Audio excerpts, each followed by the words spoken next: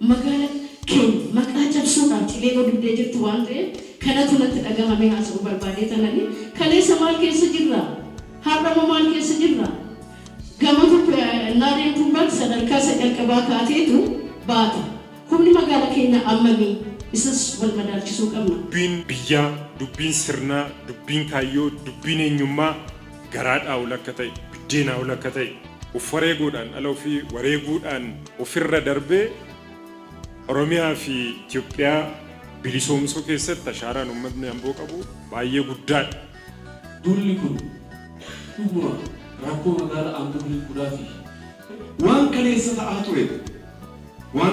ta'aa ture ilmi Oromoo gaafa asii Somaalee deemu Affaar deemu naannoo biraa deemu ani Affaar waggoota 3 hojjedheera warshaa sukkaaraa akkasam fuula gidhaa jechaa tura sababii waraqaan eenyummaa koo Amboo jiru.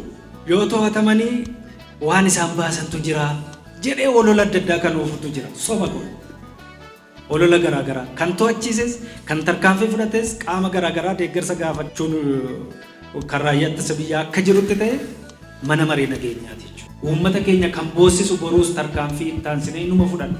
Maal godha warra duratti mul'asu to'ataman ta'ee ammas to'achuun itti fufuu danda'a. Mootummaan harka dheeraa qaba. Mootummaan biyya gaggeessa. To'atamaniiru jarri warra gaggeessan sun maal gochaa jiru ammoo duraa dhalateera. Kanaaf akkuma kantiibaan dirama sirraa nu baastan adeemsisaa sirnaan malee namoota miidhama isaa jira dandamachiisuuf miti. Injifannoon argamnaan miilaan deemne borummoo waan har'a jalqabne kana yoo xumuratti gootanii paartii badhaadhinaa kuffistan dhufnee qullaas keessa gangalannaa jedhamee labsiin baandonni labsaa jiran ergaansa maal akka ta'e ifadha. Aadaaf safuu Oromoo keessatti akkamitti namni qullaa uummata keessa deema. Murtootaati immoo halkan qeeshiitti qeenamaa irratti daandii irratti naannooftee murti. Wallaggaas kootu Shawaas kootu Booranaas Baalees dhaqee Boneek jedhamta bara wayyaanii yoo Oromoo jabaa taate. Ammas dubbiin kun kan ilaalamuu qabu namoota maastar maayindii ta'an yakka kan raawwachuudhaaf to'annoo seeraatiin dhimmi isaanii abbaa alangaatiin himannaan banamee dhaddacha mana murtii irratti akka jiraataa magaalaa Ambootti ergaan dabarsuu barbaadu namoonni miidhamne jedhanis poolisiif dhaqanii ragaa isaanii kennanii eeruu isaanii kennanii ragaatti ba'anii namoonni kun akkaawuntabiliitii yakka hojjetanii fudhachuu qabu. Waan balleessaniif itti gaafatamummaa fudhachuu qabu. Har'a yeroo kenniisa keenyas kan bakka hin bu'u. Safuuf duudhaa uummata Oromoos kan cabse. Oromoon duudhaa qaba, safuu qaba, aadaa qaba. Yoo balleesse taa'ee wal gorfata, wal araarfata. Jarri kun hundiyyuu immoo araaramanii nu bulanii achumatti anuma sana araaramu. Waan achitti araaramaniif gara keenyan dhufan. Namoonni murtaa'e gara poolisii dhufaniiru jedhamaa isa karaa isaanii qulqullaa.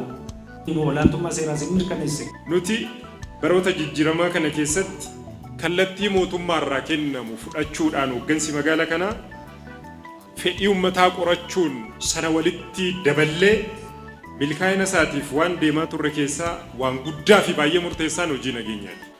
Hojii nageenyaatiin hooggansi magaalaa Amboo nagaa uummata magaalaa Amboo eeguudhaaf sa'aatii 24 humna karaarra bulu malee humna duriyyee ijaaree uummata reebsisu miti. Aggaammii gurguddaa magaalaa irratti deemaa ture otoo akkanatti ala buluu dhaabbachuu baanne Amboon jedhamu kun yoona eessa jira. Kanaaf hooggansaan lubbuu isaa hin mararfanne halkanii guyyaa dhaabbatee gatii kaffalaa ture waan kaleessa yaalanii dadhaban sana haalootu nurratti ba'amaa jira. Quba qabadhaa. Haaloo ba'aa jiru. Malee hojii nageenyaatiin akkamitti nu hamatu. Gahee gaggeessummaa namni seentarii tokko taa'ee kallattii kennuudhaan zummiitingiin qorachuu waltajjii walitti waamee qaama nageenya qorachuu qofaan miti hojiin nageenya magaalaa kana kan hojjetamaa bahe. Guyyaa hooggansa kennaa halkan immoo milishaa taanee qawwee qabannee naanna'uudhaan Amboo jedhamu kanaan as ga'e.